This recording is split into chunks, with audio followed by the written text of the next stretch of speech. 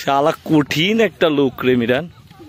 এই জায়গাটা মনে হইতেছে যে কোনো প্রাচীন একটা ইসে চলে আইছে। শিয়াল করছে কালো মাছ তো দিকে আছে নাকি ভিতরে। ওই পারের ভাড়া কত কাকা?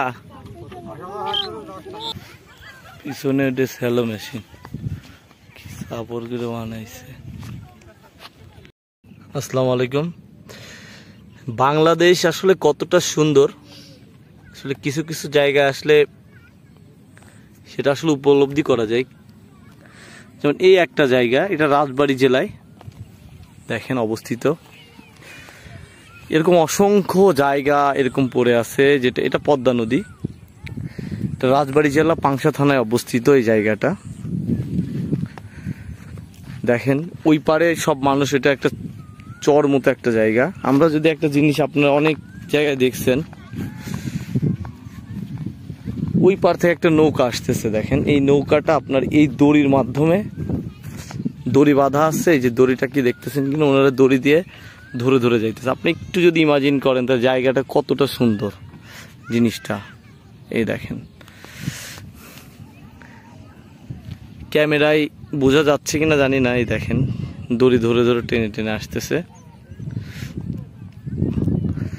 আর এই জায়গাটা টোটাল লুকটা দেখেন এরকম। আমরা একদম যেটাকে বলে সানরাইজ, সানসেট সরি, এটা আপনার সূর্য ডুবে যাচ্ছে। পুরো লুকটা দেখেন। ওই পার থেকে মানুষ অনেকে আসতেছে পার হওয়ার জন্য। নৌকাটা খুব সন্নিকটে চলে আসছে, আমরা এটাই দেখবো। ওনারা ধীর গতিতে আসতেছে দেখেন। এবং অনেকে এই দিক থেকে দেখেন বাবুরা চলে আসছে। আমরা ওই পারে যাব।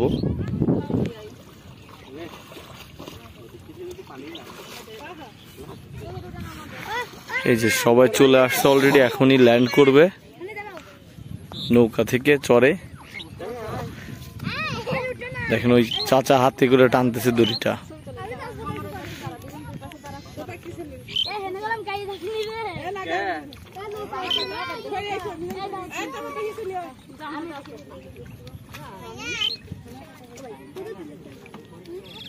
আসা যাওয়া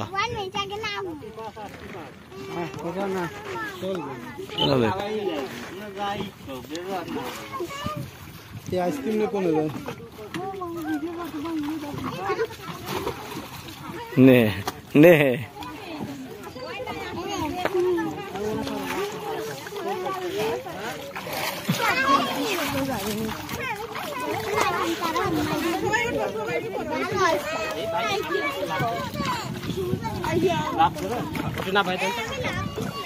এই যে উঠে গেছি।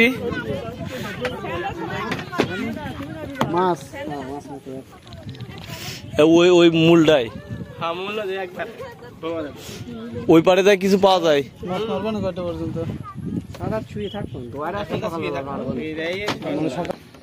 তো আধা ঘন্টা। আর ওই আবাসপুর ঘাটে তো মেলা দূর।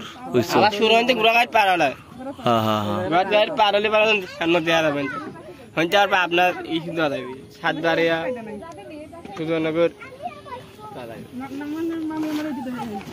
দিদি দরিসার দরিসা বাধা বুদ্ধি নিয়ে পড়ে যাবে নে। চলে আইসি।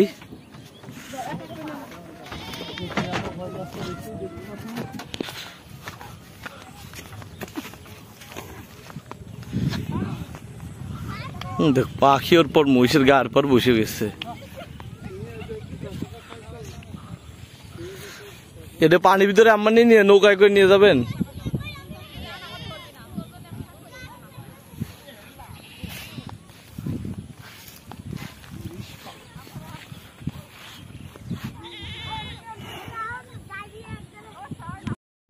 শুয়ে থাকে মোবাইলে ফ্ল্যাশটা জ্বালা। এত বড় জায়গায় ফাঁকা, শিয়ালের গর্তই মনে হয়। হ্যাঁ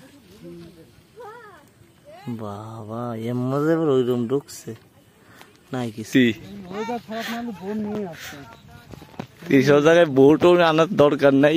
না এখন যদি ফ্যামিলি নিয়ে আমরা আসি আরে অবস্থা অটো রিজার্ভ করে নিয়ে আসি না। সুন্দর কাকে বলে, হ্যাঁ